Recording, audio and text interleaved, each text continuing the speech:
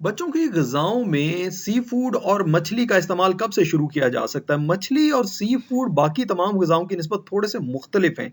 इसकी 2 वजूहात हैं। नंबर 1 तो ये कि मछली या sea food itself food allergy का बाइस बनता है और नंबर 2 ये जिस तरह के मसालों में इसे पकाया जाता है मछली को या सी फूड को और इसकी स्मेल मारने के लिए जिस तरह के मसालों में इसे रखा जाता है, वो मसाले एलर्जी और पेट के दर्द का बायस बन सकते हैं। तो इस वजह से इसकी स्पेशल टाइमिंग है, किस स्टेज पे इसको शुरू किया जा सकता है सी फूड्स को बच्चों की डाइट में।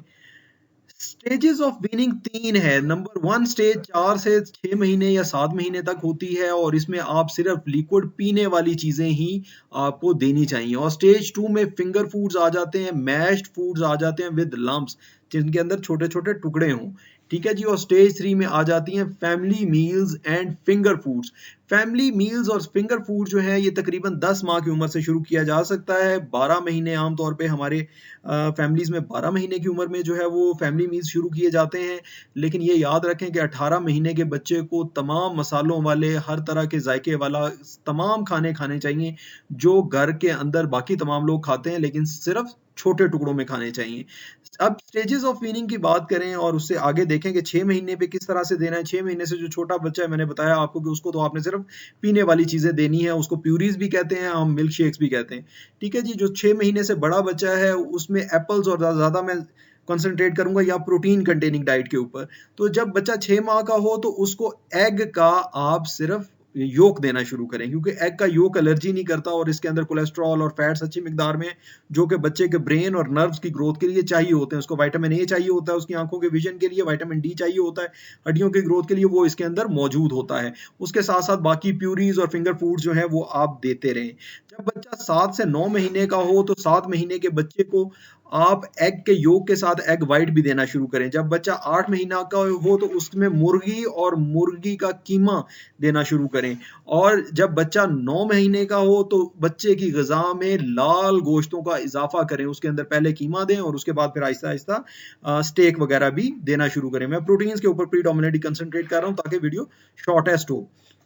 और जब बच्चा 10 माह का हो जाए तो फिर उसकी ग़िज़ा में मछली, सी फूड मछली का इज़ाफ़ा करें और झींगा और स्कैलप्स या क्रैब्स उनका नहीं इज़ाफ़ा करें, अभी सिर्फ़ मछली का इज़ाफ़ा करें और मछली जो है वो डीप फ्राइड ना हो बल्कि बेक्ड फ़िश का इज़ाफ़ा करें। बेक्ड फ़िश उसको दें और अच्छी तरह से छोटे-छोटे टुकड़ों में बना के उसको दें और सिर्फ़ साल्टेड फ़िश कोशिश करें दें और जैसे-जैसे बच्चा बड़ा होता जाए और 12 महीने प्लस की उम्र में उसकी ग़िज़ा में बाकी सी फूड्स का इज़ाफ़ा जिनमें झींगे शामिल हैं, जिसमें क्रैब शामिल हैं, जिसके अंदर स्कैलप्स शामिल हैं, जिसके अंदर और इस तरह की चीज़ें सी फूड शामिल हैं, उनका इज़ाफ़ा करें। उसकी मैंने वजह बताई आपको पहले क्योंकि ये पेट का दर्द और ग़िज़ाई एलर्जी यानी फूड एलर्जीज़ करती हैं ये चीज़ें। इस वजह से बच्चा तकरीबन 12 माह, 13 माह की उम्र में ये बताने के काबिल हो जाता है कि उसको दर्द कहाँ हो रहा है। लेकिन इससे छोटा बच्चा जो है वो सिर्फ़ रोता है और वालिदैन भी एजिटेट हो जाते हैं और उसके साथ बच्चे को भी नुकसान होता है और वालिदैन की ज़हनी कैफ़ियत भी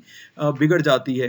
तो इस वजह से 12 माह से प्लस बच्चों को जो है वो नॉर्मल सी फूड्स दें और जब बच्चा 10 माह का हो तो उसको फ़िश देना शुरू करें और वो भी सिंपल साल्टेड फ़िश। ऐसा करने से 12 महीने प्लस के बच्चे अगर किसी को पेट का दर्द हो रहा है या फूड एलर्जी हो रही है तो आप ज़्यादा ईज़िली आइडेंटिफ़ाई कर सकेंगे कि इसने फ़लाँ सीड फूड खाया था या फ़लाँ वाली फ़िश खाई थी उसकी वजह से इसको ये पेट का दर्द या फूड एलर्जी ज़ाहिर हो गई है। ये थी व्यूअर्स मेरी आज की गुज़ारिशात। उम्मीद है आप लोगों को इससे बड़ी यूज़फुल इन्फो मिली होगी। Thank you very much. अस्सलाम वालेकुम।